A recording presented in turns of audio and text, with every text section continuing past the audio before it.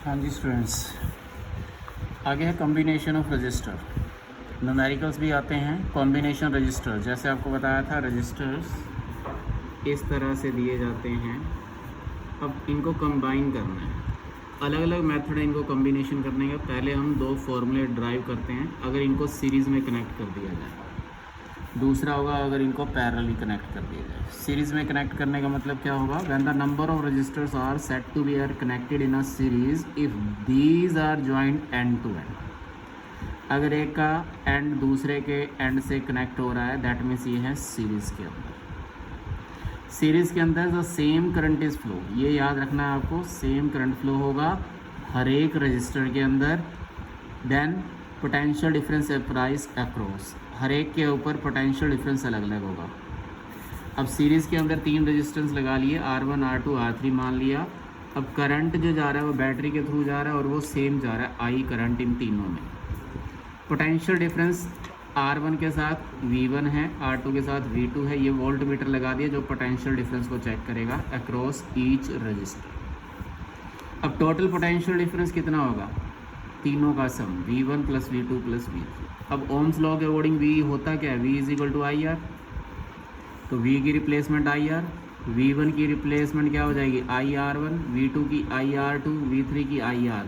तो V1 V2 V3 की जगह ये लग गया। आई कॉमन आ गया, आई से आई क्रॉस। तो रेजिस्टेंस सीरीज़ के अंदर फॉर्मूला आपने ये याद रखना है कि तीनों रेजिस्टेंस सिंपली ऐड कर देना। ऑन दी अदर हैंड जब इनको पैरेलली कनेक्ट किया जाएगा, पैरेलल में क्या होता है? हेड टू हेड कनेक्ट होता है, टेल से टेल कनेक्ट होती है, हेड से हेड कनेक्ट होती है, टेल से टेल। अब करंट इन तीनों में अलग अलग जाता है क्योंकि यहाँ से अलग अलग रास्ते कट गए। यहाँ रास्ता सेम था बच्चों, इसलिए करंट सेम था। यहाँ रास्ते अलग अलग हो गए, इसलिए करंट भी अलग अलग जाएगा रेजिस्टेंस के अकॉर्डिंग। यहाँ पोटेंशियल डिफरेंस सेम रहेगा इन तीनों के क्योंकि हेड से हेड, टेल से टेल कनेक्टेड।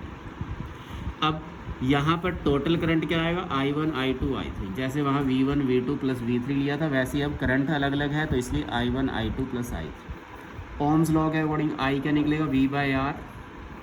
तो V और R की V by R1, V by R2, V by R3। I1 की वैल्यू, I2 की वैल्यू, I3 की वैल्यू। ऊपर से V कॉमन लेने पर बच्चों I1 bye R1, 1 bye R2, 1 bye R3 रह जाएगा। V से V क्रॉस, तो ये रेजिस्टेंस पैरेलल का ये फॉर्म। यानी अब जो न्यूमेरिकल होंगे आपको वो इस तरह से करने होंगे फॉर्मूले यूज़ कर। ईजी न्यूमेरिकल आएंगे, 10th क्लास में कोई डिफ़िकल्ट नहीं आते। जैसे एक एग्जांपल ले लिया इसमें कि दो रेजिस्टेंस हैं, एक 5 ओम का, एक 2 ओम का।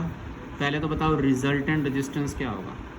अब रेजिस्टेंस पैरेलल का फॉर्मूला क्या होता है? 1/R1 1/R2, यानी 1/5 plus 1/2।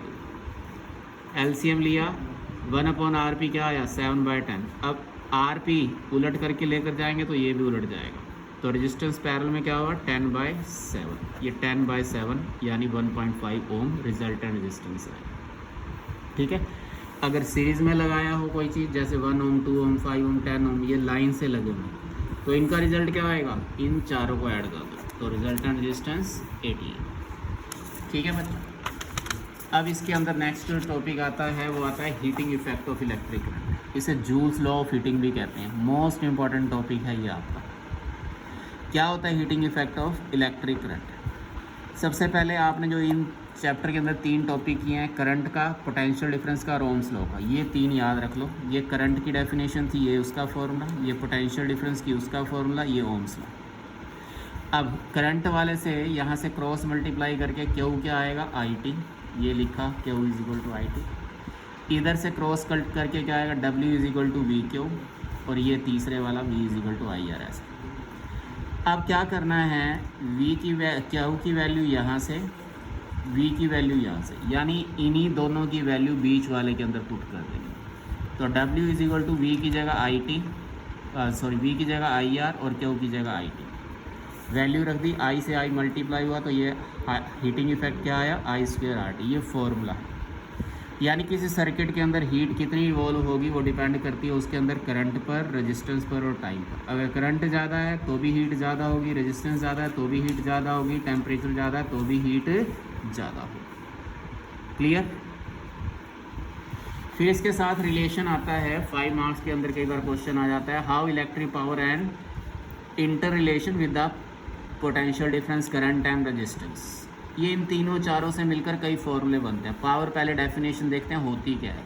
It is defined as the rate of doing work यानी W/T।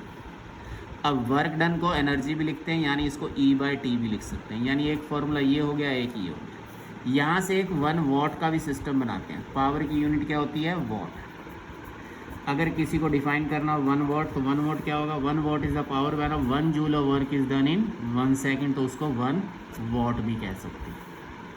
अब पावर का फॉर्मूला ये है W/T। अभी अभी हमने हीटिंग इफेक्ट में W की वैल्यू क्या रखी है? W की वैल्यू देखिए I²RT। तो इधर W की वैल्यू रख दो I²RT, T से T क्रॉस हो गया तो ये बन गया पावर का एक और फॉर्मूला जब करंट और रेजिस्टेंस दिया हुआ यानी I²R।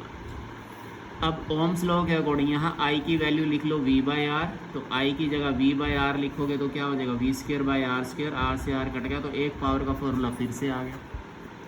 दूसरी तरफ अगर R की वैल्यू ओम्स लॉ से रखोगे V/I तो पावर का फॉर्मूला आएगा VI। तो ये 1 2 3 4 ये रिलेशन में आए 4 फॉर्मूले पावर के।